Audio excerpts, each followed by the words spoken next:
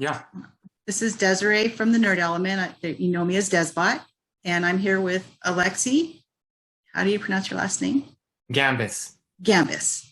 He's the director of the new film Son of Monarchs, which debuted at Sundance earlier this year, and I think it's on streaming now, correct? Yeah, it's on HBO Max now in the US. Great. So why don't you tell us a little bit about yourself? About myself. Well, first of all, thank you for having me, Desiree. I'm quite an unusual. I'm a biologist filmmaker. I'm sort of a hybrid between. Spent quite a bit of time in a laboratory working in molecular biology and genetics, but was always interested in bringing science into film, especially into fiction, and kind of playing with, kind of like the dreamlike worlds that one could create, one can think about when you're in a laboratory. And so I was always kind of, I never fully went from one to the other. I was always kind of doing both, but yeah, so my films tend to focus on scientific ideas and tend to feature scientists as protagonists, scientists that we don't often see on the big screen sometimes, in this case, a Mexican scientist. So I remember at Sundance you said in the Q&A that the film is based partly on you coming to the United States to study science, and you were kind of a little bit of a partier. So we see that in the film. Why did you decide to make the protagonist Mexican and set the story in Mexico? Yeah, so it has a bit of a biographical edge to it because I did spend, so I'm part French, part Venezuelan. So I have my mom is from Venezuela and my dad's French, and I kind of grew up between New York, Paris, and a little bit in Venezuela. And so I ended up spending my 20s in a laboratory and working and looking at cells under the microscope. And that was the time of my life where I was trying to figure out my own identity and where I belonged. And to some extent, studying life and studying kind of biology was kind of my way of understanding where I belonged. And so that comes through in the film. The reason why the scientist is Mexican in Son of Monarchs is that it relates to the Monarch Butterflies. I wanted to create a metaphor where the scientist is sort of navigating between not knowing where he comes from, because he's from Mexico, but he now lives in the US.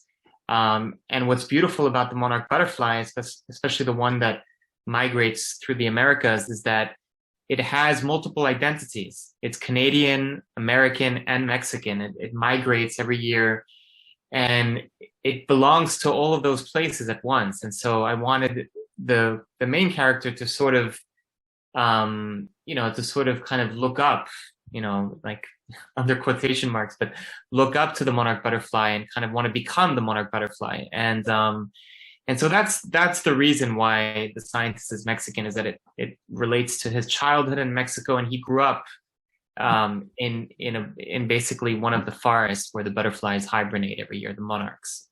Anguangueo? Is that how to pronounce it? Anguangueo, yeah. So Anguangueo, sorry. Is one of the what they call the Pueblo Mágicos, like one of these magical towns that's in Michoacan. Michoacan is the state primarily where the monarch butterflies arrive from that long migration. They travel over 3,000 miles, and they arrive in these forests in Michoacan. And Angangueo is a beautiful town because the whole town basically lives, the economy, everything is around the monarch butterflies. Everybody, you can stay there as a tourist. I highly recommend that you go as well. If you haven't, and you can spend like a few days kind of visiting the monarch butterflies. And so it has almost like a magical realism feel to it. It's like a town out of like a Garcia Marquez, like 100 Years of Solitude. Yes. It's like Macondo in 100 Years of Solitude. So Angangueo is one of those places that I had spent some time doing research and making short films and getting to know the people, and then eventually shot the film partly there. So this was a question I was going to save for later, but since we're talking about magical realism, where did I put it? In part of the film, Lucia, one of the characters, is giving a presentation, and she says that she believes abstraction is the best way to communicate. So Yeah. I wanted to know, because the film is abstract in some places, how does abstraction inform your work? That's a good question. I was never actually asked about Lucia and kind of her performance, but I think, you know, a lot of my work is about kind of appreciating. There's something about when you're looking at science, especially under the microscope, it feels very abstract. You know, you don't necessarily know what you're looking at. You're looking at cells. You're looking at you know, you're looking at tissues, and it feels abstract. And I think there's something to be said about kind of letting those images speak for themselves. And Right. so, you know, because oftentimes when we're making films about and around science, we tend to want to I mean, we're especially seeing it now with the pandemic. You know, of course, people need to be informed about what's happening, but there's a tendency of trying to put too much information, you know, like overload in terms of like what we're seeing, or we see it a lot in like nature shows where you'll have like a beautiful image and you'll have people commenting over it. Mm-hmm. And so I kind of love this idea of having these abstract images speak for themselves. And I thought it was interesting to have a scientist also kind of be a performance artist, which, you know, has been the case in my life as a scientist. I've seen many of my friends kind of be interested in, you know, in video Mm-hmm. art and performance and dance and music. And so, you know, she says, you know, abstraction is very powerful, and there's a lot of kind of evocation. And to some extent, it also speaks to the structure of the film itself. It's almost like foreshadowing what we're about to experience in the film. And I think the film is a film that is abstract, but it also it makes you work to kind of put the pieces together. Right. You know, it's like these building blocks that you have to kind of rearrange as like a genetic code, and kind of understand how they fit together. And so that was, you know, that was kind of the idea with Lucia. No, I know that there's parts of the movie where there's a ritual that takes place, and we're shown it 3 or 4 different times. And I know for me, part of it, rewatching again last night, I had the same issue I had the first time, which was I'm not exactly sure when these parts with Mendel are taking place. And I thought that was really good because, you know, it's a process for him. Yeah. The whole, for those who haven't seen the film, it's about a young scientist named Mendel who comes to the United States to study monarch butterflies. He's from Mexico, and in Mexico, he left his brother, and they have a traumatic past. And that pull between where he came from and where he's going is the heart of his struggle. I would say. You can tell me. Please correct me. So one of the things I wanted to ask you is, why is it so important right now, especially right now, to show people of color in science? Well, for one, it is the reality of, you know, being a scientist. That is the world of science. So there's nothing, you know, it's nothing, like, it's not coming out of my imagination. It's kind of just putting a spotlight on what, you know, how scientists look like, and, you know, what is a research lab like today. And it was my experience when I was working in a lab. We had people from all around the world, and we don't oftentimes see them, you know, in films. And so, you know, because it kind of is part of my own identity, you know, whether it's cultural identity or genetic identity, I think it's important for me to show that diversity on screen. But I don't necessarily do it as you know, I'm just interested in kind of showing more of that realism, you know, and what that world looks like. And so you'll a lot of the scenes that I shoot in the lab most of the people that are in those scenes are real scientists. You know, when I'm showing like a lab meeting or people in the lab, I tend to include many scientists that are working in those spaces in the film. And many of the scientists are also involved in the production design, you know, and kind of creating the spaces where these scientists, you know, where the main character works in. So there's a very big involvement of scientists, both in front of the camera, behind the camera. The dissection that you see at the beginning is done by, you know, someone that is basically, you know, pretending to be the hands of the main actor, the real scientist. I kind of come in at some points and also intervene and do some manipulations.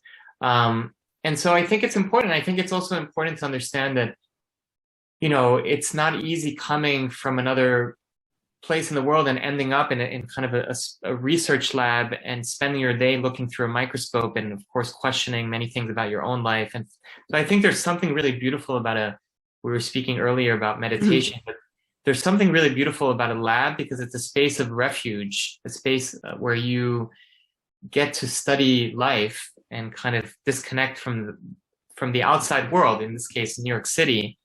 And I think it definitely resonates with who we are, where we come from, why we're here, all these very big existential questions that was, that definitely was kind of part of my own experience. And, one of the things I really liked about the film is that, it functions as just as a story about this young man who's struggling with his identity and the bifurcation of living in the US, but coming from Mexico. And then the political aspect of it taking place during the time of our former president here in America, the United States. And what about that tension is represented in the Monarch? Because Monarch also means kings. Exactly, Monarch. Well, I think one of the initial interests in the Monarch Butterfly was, one was the idea of the migration and the fact that monarchs can migrate, and cross borders. They can cross walls. They don't necessarily have any obstacles. I mean, the major obstacle that the monarch butterflies have is climate change. The fact that we're, human-induced climate change, but also introduction of pesticides that are affecting the milkweed, deforestation, of course, the cutting of trees. All of this is affecting, migration of insects, endangerment of species, of animals. I mean, it has major repercussions right now. So, but the monarch butterfly has been also seen quite a bit lately as a symbol for the migrant, for this idea. There's many undocumented workers that have been using the monarch butterfly as like a symbol and saying like, we also have the right to migrate like monarchs. We have the right to cross borders freely. And I started seeing it in rallies, either at the border or in Washington. And I became really interested in kind of the monarch butterfly almost has, multiple identities. One is like a political identity. One is a scientific one, because there's also a lot of interest in studying the migration. One is a cultural one because the monarch butterflies represent the souls of the ancestors coming back. So it's like a mosaic of it also represents kind of the embodiment of politics, culture, science, spirituality, all of this like, incarnated in basically an insect. And so that was also kind of my fascination. As you mentioned, also the idea that the reason why monarch butterflies are called monarchs is that they're toxic. They're basically poisonous butterflies. Right. No other, they don't really have a predator because of the fact that they eat milkweed, which is a toxic plant. And so that's why they can migrate for so long, because no one dares to approach them. They're like, they're kind of like they're untouchable. Right. And so I thought that was also interesting, but of course they're highly endangered and there's been a huge decrease over the last year or so. So that's mentioned throughout the film. Every time one comes through my backyard, I get really excited because I have some plants out there specifically for bees and butterflies. So it's like, yes, I've got a monarch.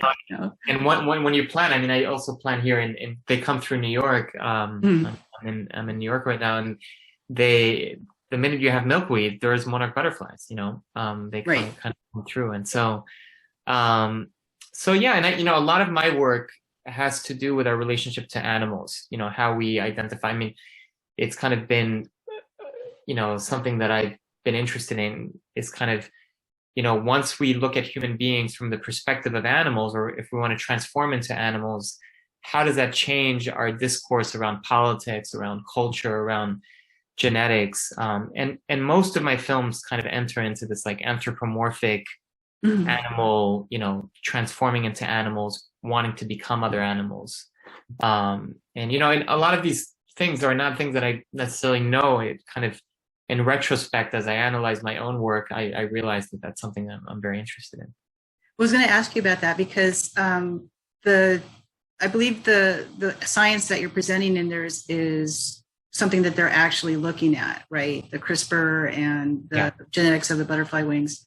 And I know that there have been ethical discussions about, well, if we can get the gene for blue eyes, why can't we just make blue-eyed babies? Or we can get the gene that takes out this pigmentation, we can make little blue-eyed white babies and everyone looks the same. Yeah. Is that part of where that discussion comes from Yeah. in your film? Yeah, so exactly. I mean, right now CRISPR is at the heart of many discussions. I mean, there are so many, powerful, kind of therapeutics and powerful kind of technology that comes out of CRISPR because we can fight major diseases like malaria. We can, the ability to be able to modify genes with such precision. But of course, there's ethical implications about where this technology brings us. And so I wanted there to be a discussion in the film, and even though he works on CRISPR, and without kind of giving it away, he sort of transforms. He doesn't transform necessarily through CRISPR, but right. He has kind of these dreams of transformation. And of course, part of that is motivated by his work in kind of thinking about transformation. And CRISPR is kind of the ultimate genetic tool of changing things and also kind of human intervention, right? And so that scene was actually shot. There's a debate between the head of the lab and the reporter is actually Kurt Anderson. He's an American reporter. I didn't know that. Yeah, so Kurt Anderson, who used to have a show on NPR Studio 360. And so I wanted it to be a real debate. And I asked Kurt, can you just have a discussion and we'll just shoot it? And so that's kind of how I wanted to kind of incorporate that discussion into the film. And yeah, and all the science in the film is accurate. It's actually work that's been published in the last few years and continues to. And I also love this idea of a film being kind of an extension to the ongoing research that's happening today. Like that the film is exploring what's being published now and kind of questioning it as well. And I think that's really important to depict real science, actual science happening today, of course, depicted in documentary, but also depicted in fiction with magical realism. And so that's where I kind of, that's something that I'm really interested in. Yeah, I think that's one of the things that really drew me to it was that, that you've got all this abstraction, you've got your beautiful use of colors. When there's certain scenes where Mendel is having dreams and one side is red and it kind of turns into blue. And there's also his, talking about how you can make a butterfly invisible when you're changing the pigmentation, which sort of relates to, it seems, how he feels about himself. And then there's the other part of it, there's the rituals. And I believe the stuff that the children do for celebrating the monarchs is real, correct? Yeah, it's real. Yeah, I saw the butterfly dances and, I saw it happen. And then I was like, oh, I really need this in the film. It's just kind of an amazing performance that they do every year, that the kids dress up as monarch butterflies and as trees, and they kind of do that right around the time when the monarch butterflies arrive. And they not only kind of do a dance where you see the butterflies kind of hover around the trees, but they also reenact climate change. So you'll have scenes where the monarch girls pretend to be cold because there's not enough trees. So it's pretty amazing. Yeah. Yeah. And I know we're short on time here because I'm getting into all the weeds about your film because I just loved it so much and I found so much depth to it. Let's just talk more on the surface. Can you talk a little bit about the casting and your main actors? Yeah, so the casting was, I spent a few years in Mexico and also in the US, kind of speaking both to scientists but also to to locals in Mexico. So there's many non-actors, real scientists, but then I met Tenoch Huerta, the main actor, through a common friend, and he was shooting Narcos at the time. And, we had lunch and I told him, I'd love to, consider you for the role of the scientist. And we just had a long conversation about his interest in science and evolution, and also how it was important to kind of depict, Mexico in a kind of a different light. He was interested in the idea of playing a scientist. And of course, he has he has dark skin. I wanted somebody to to kind of like break a little bit the mold of kind of what we think of as a scientist, perhaps. And so the relationship with Tenoch came early on. I was still writing the script, and he came on board and helped me kind of develop the character. And interestingly enough, because he's one of the most kind of established actors in Mexico right now, he almost became like a producer in the film. He started asking his friends, actors, to kind of be part of the film, and Paulina Gaitan, who's kind of the childhood, kind of love affair that he had. Mm-hmm. All of these actors kind of have cameos. They're all kind of relatively, big actors, but they all were interested in kind of depicting this, and also not filming in Mexico City, but filming in Michoacan, a film not really about people crossing the border, but about people coming back to Mexico, or about the fluid migration. And so that's a little bit about how the casting, the way I convinced many of the actors was I brought them to the Monarch Butterfly sanctuaries. I had shot a few films before that they saw, and so that's it was kind of these relationships that I cultivated for a few years to convince them to be part of it. So I would love to go down there sometime and see. You have to go. Oh my God! Between November and April is the time to go. Now is actually the perfect time. Well, I don't know if we're allowed to travel right now. I know, not now. Yeah. Maybe the next season. By next season, none of this stuff will be happening, and we can travel freely. I want to thank you very much for coming on with me and talking about Son of Monarchs. Is there anything else that you'd like to add that I didn't ask you about your film? No. Well, first of all, I want to thank you. The film is available to watch now in the US on HBO Max, so we're thrilled. And the film has also kind of had a lot of kind of, a lot of attention about thinking about issues around immigration, about environmental policy, and we're just like delighted. And we're actually right now with we're also kind of trying to get the film to get a little bit more exposure for the awards and all that. So yeah, but I encourage everyone to watch it on HBO because it's there. And anything else coming up that you want to talk or you're allowed to talk about yet, or we just have to wait and see? Yeah, my next film, I'm just going to keep it kind of mysterious. It's basically the story of an evolutionary biologist who goes into the Amazon and helps an indigenous family resurrect a jaguar that went extinct. You speak my language so much. I love animals. It's about indigenous activism. It's about it's kind of like a bit of a Jurassic Park meets a little bit of Indiana Jones, but it's also about about climate change. And the film is called The Next Jaguar. Oh, great! And probably 2023 or maybe next. Hopefully, we're going to be shooting between the U.S. and Ecuador, in the Ecuadorian Amazon, and so depending on the state of the world, hopefully that'll happen next year, and then 2023 would probably be the release date. Great, looking forward to it. And again, everybody, please go to HBO Max and watch Son of Monarchs today. Thank you very much, Alexis. I really appreciate this. Thank you so much. Nice to meet you.